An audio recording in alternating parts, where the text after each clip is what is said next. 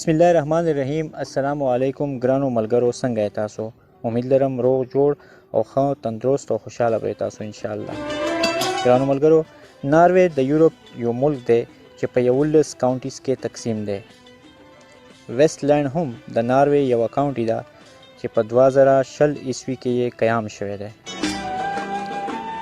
د دې مرکزي ښار نوم برګن دی چې هغه د ناروې دویم غټ ښار دی. 40.15 کیلومتره په دنیا کې ټولو کې اوږد لاډر ټنل د برګن ښار نه 200 کیلومتره په شمال مغرب کې په 2000 عیسوي کې یعنی په 2000 کې جوړ شوی دی. د دې نه پهله په دنیا کې ټولو کې اوږد ټنل په سویټزرلینډ کې سویس ګودارډ روډ ټنل و چې د هغې اوږدوالی یعنی لمبۍ 14.9 کیلومتره وه. ګرانو کتونکو، لاردل ټنل دوی ښاروالۍ یعنی منسیپلیټیز لاردل او آرلینډ په خپله کې ملوي یعنی کنیکټ کوي سره. د دومره غټ ټنل ضرورت په څه بنیاد محسوس شولو پیش شولو؟ ګرانو کتونکو، د لاردل او آرلینډ ښاروالۍ په منځ کې غټ غر دی. په دې کې روډ شته دی، خو دې روډ ډېر خطرناک موړونه لرل چې پکې به د ګاډو حادثې ډېرې زیاتې کېدلې. دویمه وجه بېشکه د وخت وه. په دې باندې کار په 1995 یعنی 1995 کې شروع شو او په 15 کاله کې په 2000 عیسوي کې یعنی په 2000 کې مکمل شو او د ګاډو ټریفیک لپاره کولو شو.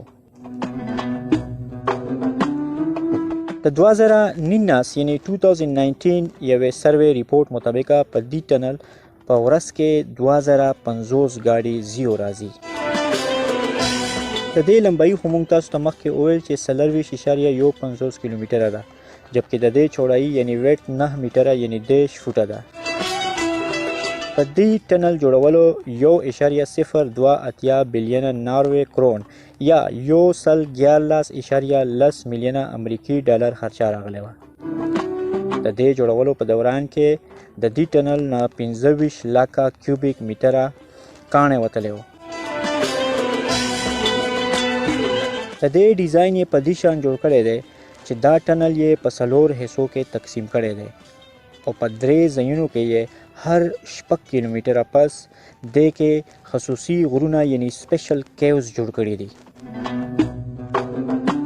مین ټنل کې سپین لایټ لګېدلی دي، جبکې په کیوز کې آسماني رنګ او زیړ رنګ لایټونه لګېدلی دي.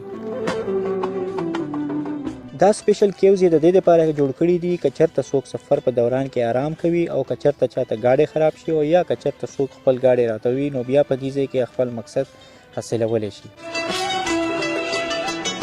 د ټنل روډ 2 لینونه دي او په هر کیلومتر باندې ساین بورډ لګېدلی چې څومره کیلومتره سفر وشو او څومره کیلومتره سفر د ټنل دننه پاتې دی. د دې نه علاوه ځای په ځای یې په روډ کې رمبل سټریپس ورکړي دي. رمبل سټریپس دا فایده وي چې کله په دې باندې تیریږي نو ګاډی یو قسم وایبریشن کوي او یو قسم ترتراهټ والا आवाज پیدا کوي. د دې وایبریشن په وجه که چېرته ډرایور له خوب ورځي نو د ډرایور نه خوب وتښتي. په ټنل کې هر 250 میټره پس ایمرجنسي ټلیفونونه لګېدلي وي چې د هغو په ذریعې سره سړی ایمرجنسي دوران کې د پولیس سره، د اور مړ کولو محکمې سره یعنی فایر فایټینګ ډپارټمنټ سره، د هسپتال وغیره سره رابطه کولی شي.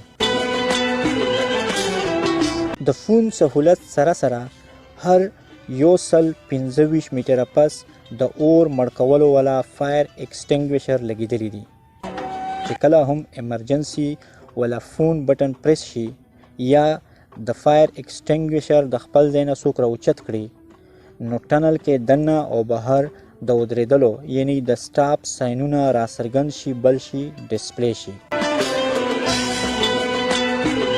د ایمرجنسي دوران کې د درو خاص غرونو یعنی سپیشل کیوز چې کوم مونږ مخکې ډسکس کړي سره سره هر 25 میټره پس د ګاډي درېدلو ځایونه هم جوړ دي او په 15 ځایونو کې ګاډي موړ کټ کولو لپاره یوټرنز هم جوړ کړي دي د موبایل فون او د ریډیو استعمال لپاره پکې سپیشل وایرینګ هم شوی دی